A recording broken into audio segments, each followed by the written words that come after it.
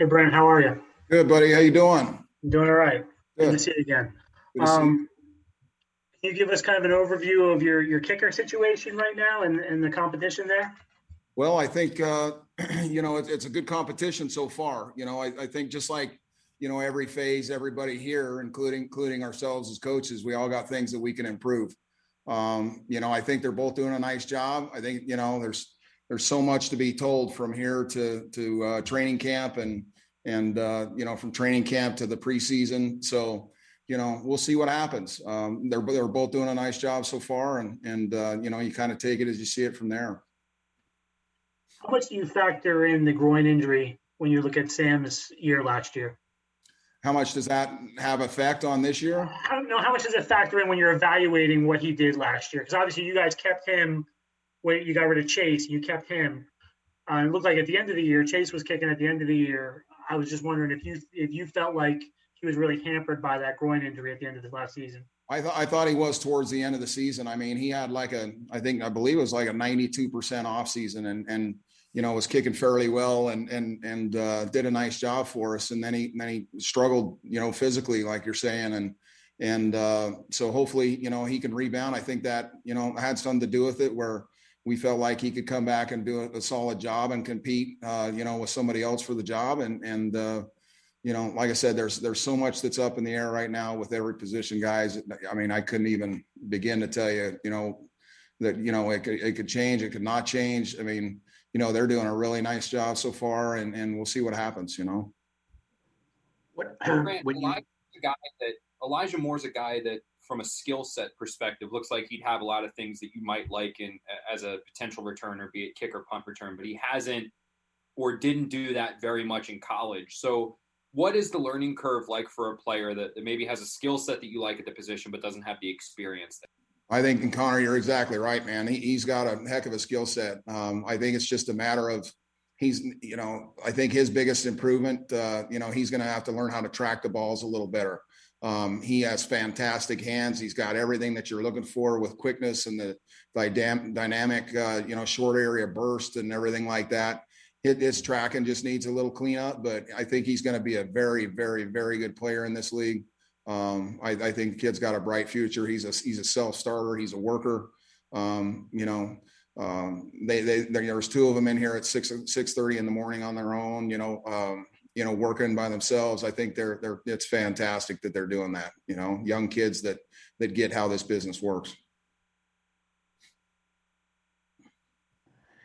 He shows up at 6:30 in the morning. Elijah does to what, like watch tape? Well, I'm just saying they come in to get extra work, and him and Carter were in here, getting extra work when nobody asked them to, and that's a really good sign for young kids that get it this early on how to be a professional and how to prepare and take care of their bodies and everything like that, because it's not always like that. And a lot of people have to be prodded, and these kids are self-starters, and I expect very good things out of these two. Just to be clear, you're referring to Michael Carter, the running back? Yes, sir. Yeah. Carter 1 and Carter 2. We have to ask that now, Yeah, exactly. Hey, Brant, what was it attracted you to Chris coming out of SMU? I know he did a lot of different things. I think he did punting as well at some point in his career. What are some of the things that attracted you to him? Well, I really liked his interview when we interviewed him and spent 20, 30 minutes with him on Zoom meetings and stuff like that. And it's unfortunate that you can't get these guys and you can't see him kick in person. I really liked his rise on the ball that he has. He's got upper level leg strength. He's got very good rotation on the ball that he kicks.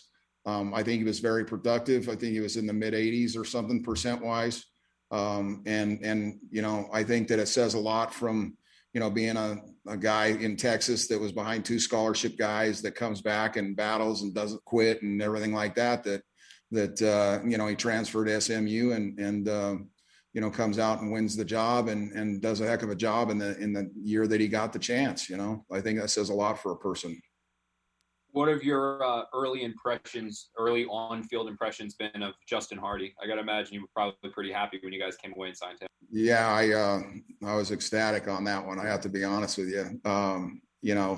we played, I think, 13 different gunners last year. So it was a real struggle. And, he's been fantastic. And what he's done is he's taken over a leadership role in the room. And that's what I think the biggest thing we needed in our room, especially losing, our a bunch of our core guys and things like that with the new roster and things like that. So, he's done a great job. I expect big things out of him. Now we just need, somebody to emerge at that other gunner and so they can't double him every time and things like that. And we'll see what happens, which I fully expect somebody will do. And what's the next step for Man in year 2? I think, I'm not going to get into big expectations, but I'm going to say I have some pretty good expectations for Braden. I think he's improving every day. He's a worker. He does this. He's a hell of a kid. He's one of my favorite kids here, that he just does everything you ask him to do. Any little thing that you want to coach him on. We're working a bunch with his directional kicks and his ability to open up his front, his front first step. And I think that's helping him keep his hips there. And I think it'll help his directional kicking and his hang times and everything like that. And in practice, he's looked really good so far. Brant, how do things change for you when you got a new boss? This is your third different head coach here. I mean, you have your system, but does Robert come in and say, tweak this, tweak that, or how does it kind of affect you when you get a coaching change like that?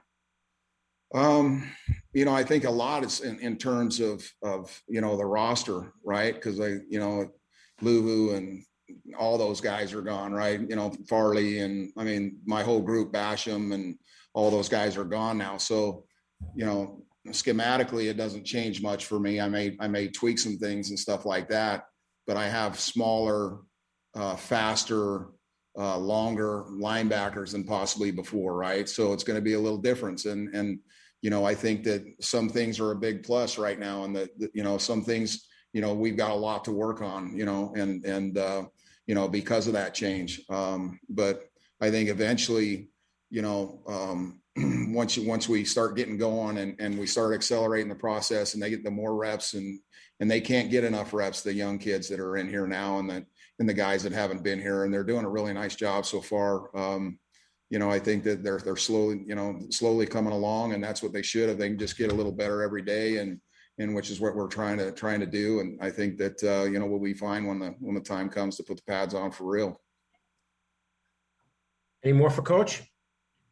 Brant, what was the process of you coming back? Did you have to kind of sell yourself to Robert as far as what you've done here in the past? What was that like? And what's it like just being on your third coaching staff now and like surviving those changes, so to speak? I think I'm pretty damn lucky. I know that. To be honest with you, buddy, I got 5 days off after the season. I went to flew into Nevada to do some fishing and met some buddies down there. And then as soon as Sala got hired, I thought I'd better get back here so he can put a face to the name kind of stuff. So, I think it's different with any coach. I really enjoyed the beginnings here and the new staff and it's certainly a change with the personnel and things like that. But that's part of, being a coach and learning different personalities as far as the players and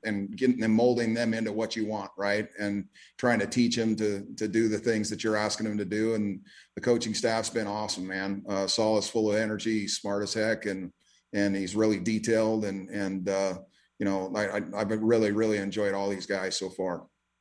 Brant, I don't know if you remember, but your first year, I think the last time we talked to you was when we were talking about your job status, and you dropped the quote. I think you talked about it about 15 times, but so I guess you've weathered that storm. We weathered the storm, buddy. We're good. I'm good. I'm done.